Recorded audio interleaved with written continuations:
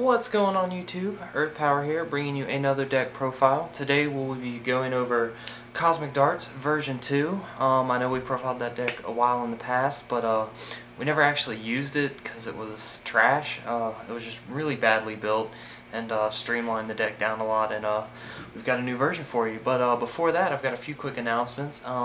Subscriber Appreciation Week is 1 week away, guys. 1 week. And we got a whole lot planned for you starting next Friday. I'll be driving back to my hometown Thursday, so I'll be video blogging the trip, going down there, getting together with CVH and all the rest of the crew and everybody you guys haven't met yet. We've got like an array of people that we're going to have in these videos, and maybe even some more people I don't even know about yet. It just depends on what we got going on and who brings who, and it's just going to be a party. Also, next Wednesday, instead of a video, I'll just be posting an update to lead you guys into Subscriber Appreciation Week. I'm stumbling over words. But in that update, I will be talking about the contests that we're going to be doing. It's not a deck competition this time, but something a little different. I'm not going to give anything away now, but stay tuned on Wednesday, and I'll give you all the details then, and get you squared off, and it's going to be really cool, guys. I hope you guys enjoy it a lot, but and I think you will. It's gonna be fun, so I think you guys are gonna like it.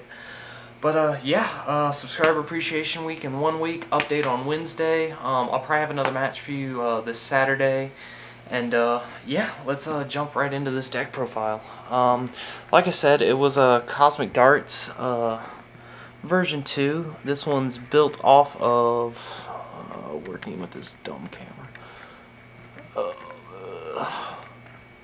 There we go. Alright. By myself, guys. Doing this all by myself. Alright. It is Cosmic Darts version 2. I've streamlined the deck down to 44 cards. Really just keeping in the bare essentials. Last time when I did the strategy, I had like Cryptic Totem in it and a whole bunch of other control-y cards that really took away from the major goal of what Cosmic Darts is trying to accomplish, whereas I cast darts, activate one of the major 3 or one of the major 13 mana spell cards, and do some damage, and taking out the dumb 13 mana spells like the water one and the light one, which are really unnecessary, and just streamline the deck a lot better, and I think it's going to be pretty awesome. So hopefully we'll be seeing this during Subscriber Appreciation Week. Like I said, I got a whole lot planned for you then, but yeah. The first card we're going to start with light is Cosmic Darts. If you guys saw the profile before, Cosmic Darts is a 1 mana light spell. You cast it, your opponent picks a shield, and you reveal that shield, and if it's a spell, you cast it immediately for no cost. If it's not a spell, you put it back in your shields face down. So, really awesome, and you'll see how this works out with the rest of the cards in the deck here in a little bit. To continue rounding out light, we've got 1 Phal Eega. Phal Eega lets us get a spell back from our graveyard. It works out with Soulswap really well, how you can cast Soulswap, switch in Phal, and then get either that Soulswap back to reuse it, getting Phal out, which is bigger than most of your other bait for this deck, or even swapping in Phal to get back Cosmic Darts, or just hard casting Phal. Phal just adds a little bit of synergy to the deck that it wouldn't have otherwise. There's really no way to get a spell back other than Phal from the grave, so Phal really necessary there. 2 Forbos. Forbos lets us search a spell from the deck. He is a survivor, so if I summon another Forbos when I've got the other one on the field, I get to search my deck for 2 spells. And since this deck is so revolved around getting the right spells in your hand and your shields and into play, Forbos helps out immensely there. Whether you need a Cosmic Darts to start messing with the 13 mana spells, or you need one of the 13 mana spells to get into your shields, Forbos helps recruit all that to your hand. Next we have Telitol. Telitol is really useful here. I'm only running 1 of, because other than using his effect once in the duel, you're really not going to use him anymore. He provides a blocker, so that's great, anti-rush, but his effect shines for this deck as to where you summon him, and you get to look at all your shields and then put them back where they were. Now this is excellent because say we don't have a way to get stuff into our shields immediately, or we're looking for that 13-mana spell and it's not in our deck, and we're wondering like where it could be in the shields. Telitol just gives us that tell, lets us know where everything in the shields is, and lets us play the deck a little more synergetically than we would be able to otherwise going in blind with our emeralds and other stuff that we're manipulating the shields with. So Telitol helps a lot there. Next we have 2 Belix. Belix is another blocker for the deck. 2 mana, 3000 power, simple chump blocker, but his effect is when you summon him you get a spell back from your mana zone to your hand. So if you got to put down those cosmic darts early, or just put down any spell that you want to get back early, like one of the 13 mana spells, since it's going to clog your hand in the beginning most likely, unless you have that Emeral, Belix just lets you play around that a little better than you would be able to otherwise. We are running Thrash in this deck, but Belix is a cheaper blocker, and it's better than Sarius in the respect to where if you top deck a Belix late in the game, he's going to be really helpful, whereas Sarius not so much. And finally, for the last light card is 2 Holy Alls. Holy All just being our kill spell for the deck. We're using the Fire 13 mana spell as our main go-to for the Cosmic Darts target, and Holy All, once we've eliminated all their shields with the Fire spell, Holy All just gives us, if we have one creature, Holy All just opens up that one opportunity for us otherwise, or that we wouldn't have otherwise. Now to get into water, we have the other key card for this deck, Meloope. We're running 3 of them. Meloope says that whenever your opponent would choose one of your shields, you get to choose instead, and whenever you would choose one of your opponent's shields, your opponent chooses instead. So it's basically giving control of what shields get broken to the player that's actually breaking them. So working with Cosmic Darts here, if I put down my 13 mana spell and activate Cosmic Darts says my opponent gets to choose a shield. If I have Meloope on the field, then I get to choose that shield. Since I know where my 13 mana spell is, I'm going to choose that one, flip it, activate it, and bada bing bada boom, you just dealt some serious damage. Whether that was a Fire spell, the Darkness spell to kill all the creatures, or the Nature spell, which powers up everything to God mode. So Meloope is the other key card for this deck. The idea is to go Emeral, summon Meloope, and then next turn Cosmic Darts, and hopefully at that point, especially on the 4th turn, if you can Emeral down the Nature spell, summon Meloope, and activate Cosmic Darts, it's going to get really fast, as in you got 2 giant triple breakers on 4th turn, and that's going to be huge. So really excellent there. Meloope is huge for this deck. Meloope Cosmic Darts is the whole reasoning behind this deck. So next we've got 3 Emeral. Emeral helps us get our big spells into our shields. Shield manipulation is huge for this deck, the way it's built, and Emeral is the easiest, cheapest way to do that. I am only running 3 Emeral and 3 Meloope as opposed to 4 of each, just because I'm streamlining the deck. I want it down. I got it down to 44, and that was tough enough.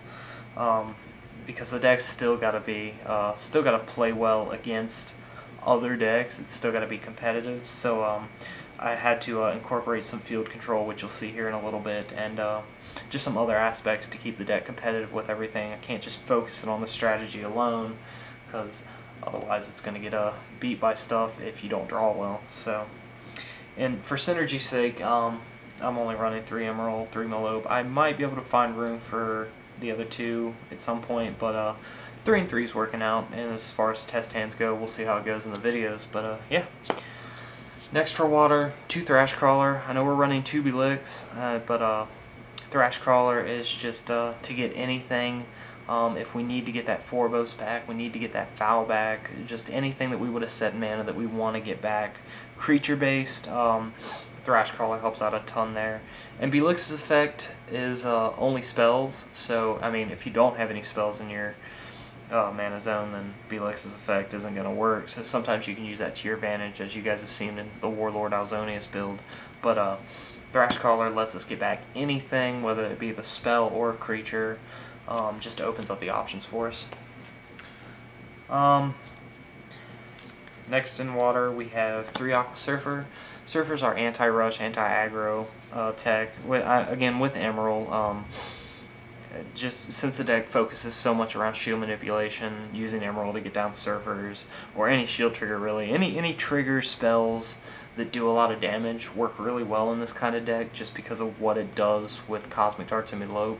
But Surfer here with all the shield manipulation, he's just a spot-on card that for this deck. I mean, I don't see why you wouldn't run it. He's too good against Rush and the aggro matchups, and against Control he provides great spot removal to get the big stuff out of the way until you have an answer for it. So,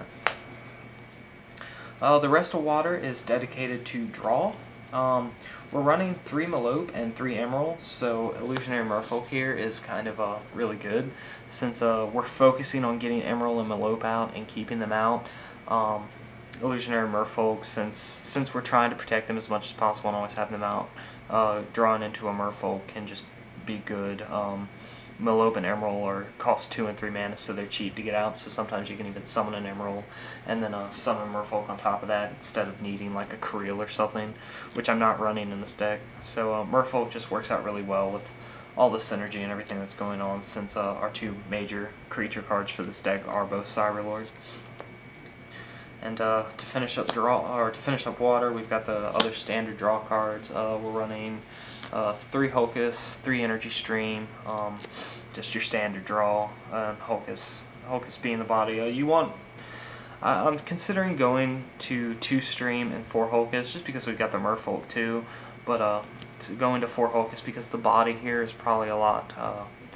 It might be better in terms of once we've activated our big kill spells, or we're activating cards like the nature spell that's going to give all our creatures plus 8,000 power and triple breaker. The body's going to benefit from that, whereas the spell's not a body, so it's not going to. But using Stream off Cosmic Darts isn't a bad idea either. It's probably not going to be your best option, but it can work if if you Telitol and you know the Stream's down there, and Cosmic Darts can get you that Stream, so it works out. Moving on to Nature now. Nature section's rather small. We're just running 2 Bronze Arm Tribe for a little bit of mana, so getting ourselves up to like 5-6 mana is good with this deck. Once you're there, that's when you can start comboing off, searching your deck for the Cosmic Darts, summoning, playing the Cosmic Darts, and all that riffraff. So next, 2 Soulswap. The deck isn't really heavily creature based, but it can benefit from Soulswap, as we've seen with since I'm running Forbos and Phal Eega, and we're getting to some of the multi-civs in a second. I'm running Techno Totem, so the deck can benefit a little bit from the Soulswap there, but it's not big enough to where I want to run more than 2. The last nature card is Rumbling Terahorn. Terahorn is our creature search. Lets us search our Phals, our Emeralds, our Meloopes, our Forboses, our Techno Totems, whatever we need to recruit is depending on the situation. The last creatures for this deck are multi-civs. We've got 2 Skysword. Skysword just adds synergy to the deck, again with the mana excel, gets us up to that 6 mana range without having to actually play mana on our next turn, and it gets us another shield. So if we have all of our shields broken at some point and we're still in a position to win the game, I guess summoning Skysword, getting that shield down, and then using Emeral to manipulate that last shield, it works out. It's a nice little piece of synergy there, and I like Skysword for it. So, and then finally, 2 Techno Totem is our board control. The deck can struggle with keeping field advantage because it's so focused on the Cosmic Dart strategy, and Techno Totem allows us to keep that control on the field while we're going through and initiating our strategies with getting out Cosmic Darts and all the comboing that you have to do in order to get to a point to where you can Cosmic Darts and start doing things, start getting the train rolling, so to speak. And that's the 40 card deck. The last 4 cards are the 13 mana spells, which we're going to be utilizing with the Cosmic Darts. We've got the 1 Invincible Unity. I'm considering going to 2. I just want to test the Darkness one just to see if it's useful, or if the Nature one's going to be more useful in the long run, because I might wind up doing 2 Nature and 2 Fire. But Invincible Unity gives each of our creatures in the battle zone plus 8,000 power and triple breaker. until the end of the turn.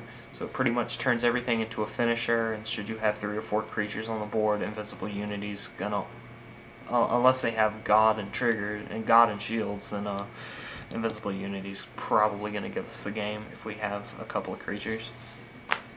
Next we have the one Invincible Abyss. Simply says destroy all of your opponent's creatures. I'm only running it now just to test it, see if it's useful. Again, board control is something that this deck kind of struggles with a little bit, and Invincible Abyss can just help annihilate everything should the deck be getting overwhelmed at some point. So again, I'll be testing it.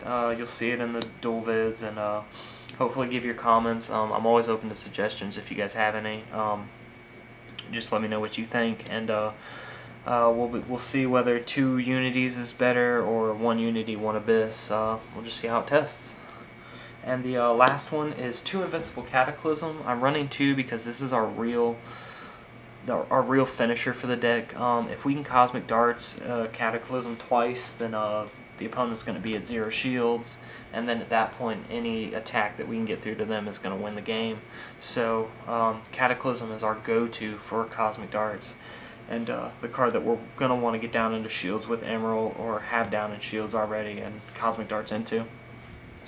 So yeah, that's Cosmic Darts in a nutshell. Leave a like if you enjoyed the video. I'd appreciate it, and we'll see you in a Duel vid on Saturday, and then I'll be posting the update on Wednesday to lead you guys into Subscriber Appreciation Week. So stay tuned, get hyped, and hopefully you too, we will see you next time. Take care, guys. Peace.